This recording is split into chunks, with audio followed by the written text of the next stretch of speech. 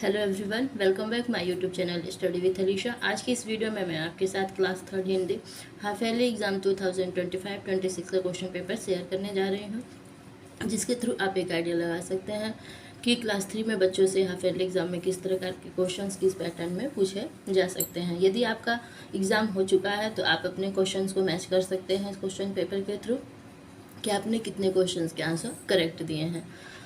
इस question paper में हम हिंदी ग्रामर के जो क्वेश्चंस है उसे सॉल्व करेंगे। तो हिंदी ग्रामर तो सभी के लिए सेम होती है, आप किसी भी क्लास में पढ़ते हो अपने हिंदी ग्रामर की नॉलेज को चेक करने के लिए इस क्वेश्चन पेपर को सॉल्व करके देख सकते हैं। इस क्वेश्चन के पेपर को सॉल्व करने के लिए आपको 2 आवर्स का समय दिया गया और 80 मार्क्स का ये क्वेश्चन पेपर है।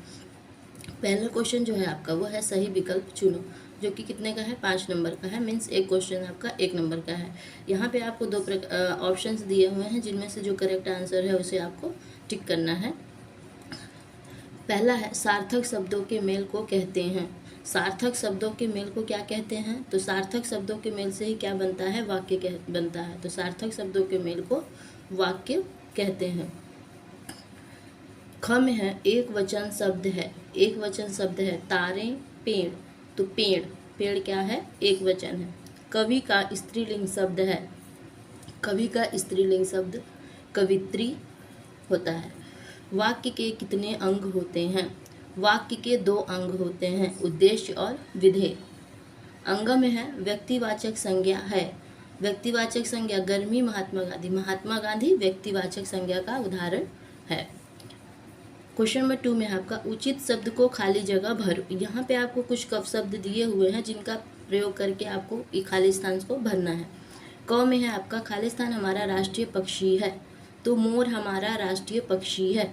ख में है संस्कृत भाषा खालिस्तान लिपि में लिखी जाती है, तो संस्कृत भाषा देवनागरी लिपि में लिखी जाती है। ग में है तालाब में खालिस्तान तैर रही थी। तालाब में मछलियाँ तैर रही थीं। मिठाई में खालिस्तान होती है। मिठाई में मिठास होती है। ठीक है। अंग में है खालिस्तान के मेल से शब्द बनते हैं, तो वर्णों के मेल से शब्द बनते हैं। वर्णों के मेल से शब्द बनते हैं, शब्दों के मेल से क्या बनता है, वाक्य बनता है। इस चीज़ को आपको, इस बात को याद रखना है कि शब्दों के मेल से वर्णों के मेल से क्या बनता है, शब्द बनता है, और शब्दों के मेल से वाक्य बनता है। यहाँ पे है आपको प्रश्न नंबर 3 में निम्नलिखित वाक्यों के विधेय को रेखांकित कीजिए। यहाँ पे आपको जो ये वाक्य लिखा है, इसमें जो विधेय वाला भाग है वाक्य का, उसे आपको रेखांकित अंडरलाइन करना है। क में है शैलेश विद्यालय जा रहा है। शैलेश विद्यालय जा रहा है, तो इसमें विधेय क्या है, इस वाक्य में विधेय है आपका विद्यालय जा रहा है, तो इसे हम अंडरलाइन कर देंगे। ख में दिया हुआ है सोहन बाजार जा रहा है।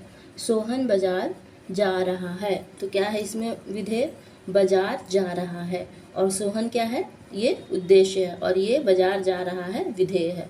ग में है गाय घास खा रही है, तो घास खा रही है क्या है, विधेय है।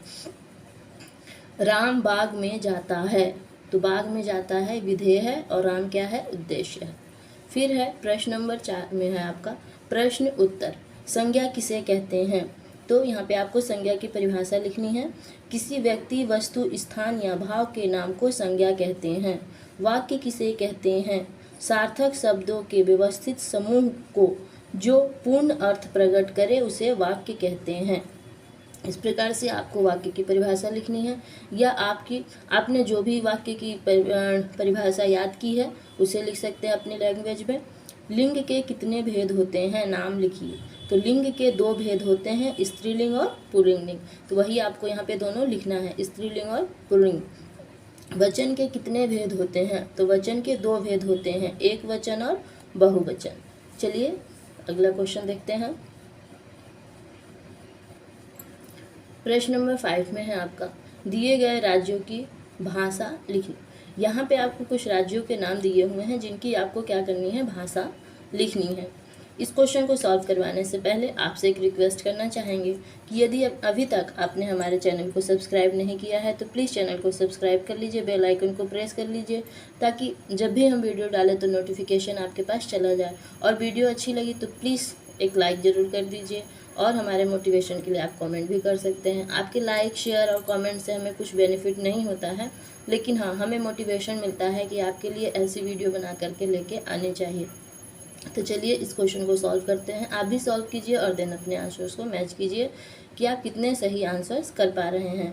दिए गए राज्यों की भाषा लिखिए। पंजाब, तो पंजाब की भाषा क्या होती है? पंजाब में कौन सी भाषा बोली जाती है? तो पंजाब में पंजाबी बोली जाती है। बंगाल, तो बंगाल का क्या होगा? बंगाल की भाषा क्या है? बंगाली। केरल, केरल की क्या होती है? मलयालम। उत्तर प्रदेश में कौन सी भाषा बोली जाती है? उत्तर प्रदेश में हिंदी और उर्दू भाषा बोली जाती है। यहाँ पे बोली तो भोजपुरी जाती है, लेकिन यहाँ पे राज्य भाषा लिखनी, राज्यों की भाषा लिखी जाती है, जहाँ पे जिस भाषा में वहाँ के राजकाज के कार्य होते हैं। तो उत्तर प्रदेश में हिंदी, बंगाल में बंगाली, पंजाब में पंजाबी एंड केरल में मलयालम, उत्तर प्रदेश में हिंदी। 6 में है पुल्लिंग और स्त्रीलिंग शब्दों को अलग अलग लिखिए। पुल्लिंग, यहाँ पे आपको पुल्लिंग और स्त्रीलिंग पूरा दिया हुआ है साथ में, उसमें से आपको छांट करके लिखना है कौन से शब्द पुल्लिंग है, कौन से स्त्रीलिंग है। स्त्रीलिंग को अलग लिखना है और पुरुषलिंग वाले को अलग लिखना है। पूरे इन सब में से आप ऐसा बॉक्स बना लीजिए, एक साइड स्त्रीलिंग लिख लीजिए, एक साइड पुल्लिंग लिख दीजिए, और जो वर्ड्स स्त्रीलिंग के हैं उसको स्त्रीलिंग साइड लिखिए, और जो पुरुषलिंग वाले शब्द हैं उनको पुरुषलिंग वाले में लिखिए। चाची, चाची क्या है? स्त्रीलिंग। पिता पुरुषलिंग। दुल्हन स्त्रीलिंग। गायक पुरुषलिंग। नाग पुरुषलिंग। मोरनी स्त्रीलिंग। युवती स्त्रीलिंग। युवक पुरुषलिंग। तो इस प्रकार से स्त्रीलिंग पुरुषलिंग को आप अलग कर सकते हैं। प्रश्न नंबर 7 में है मिलाकर लिखिए। यहाँ पे आपको शब्दों को मिला करके लिखना है। क्या बनेगा? ऊ न, ऊन। न जब उच्चारण करते हैं आप तो अ उच्चारण होता है, तो न, ऊ न, तो ऊन। फल, न रेस, नरेश। देश, तो यहाँ देश आएगा, यहाँ नरेश आएगा। प्रश्न नंबर 8 में है निम्नलिखित शब्दों के बहुवचन लिखिए। यहाँ पे आपको जो शब्द दिए हैं उनके आपको एक वचन में लिखे हुए हैं, जिनके आपको बहुवचन में कन्वर्ट करके लिखित शब्दों को उनके सार्थक शब्दों से मिलाओ। हुकुम, इधर आपको शब्द दिए हुए हैं और उसके इधर अर्थ दिए हुए हैं, तो शब्द को अर्थ से मिलाना है आपको। हुकुम, हुकुम का मतलब क्या होता है? आज्ञा, तो आज्ञा से मिलाएंगे। पेड़, पेड़ मीन्स वृक्ष। सेवक, सेवक नौकर को कहते हैं। गुस्सा, क्रोध। यहाँ पे आपको कुछ वाक्य शब्द दिए गए हैं जिनका प्रयोग करके वाक्य बनाना है। इसकी जगह आपको कोई भी दूसरे शब्द दे सकते हैं जिसका आपको उपयोग करके वाक्य बनाना है। मीन्स आपको ऐसा वाक्य बनाना है जिसमें ये शब्द आने चाहिए। जैसे क में दिया है गांव, तो आपको ऐसा कोई एक सेंटेंस बनाना है जिसमें गांव शब्द आना चाहिए। तो मेरा गांव बहुत सुंदर है, ऐसा वाक्य आप बना सकते हैं। या मैं इस गांव में रहता हूँ। फिर जानवर, जानवर से बनाना है एक सेंटेंस आपको वाक्य। यहाँ पे जंगल में कई तरह के जानवर रहते हैं। परिश्रम, हमें परिश्रम करना चाहिए, या परिश्रम का फल अच्छा होता है। बाजार, राम बाजार से सब्जी लाया, या मैं कल बाजार जाऊंगा। फूल, फूल से आपको बताना है बगीचे में रंग बिरंगे फूल लगे हैं।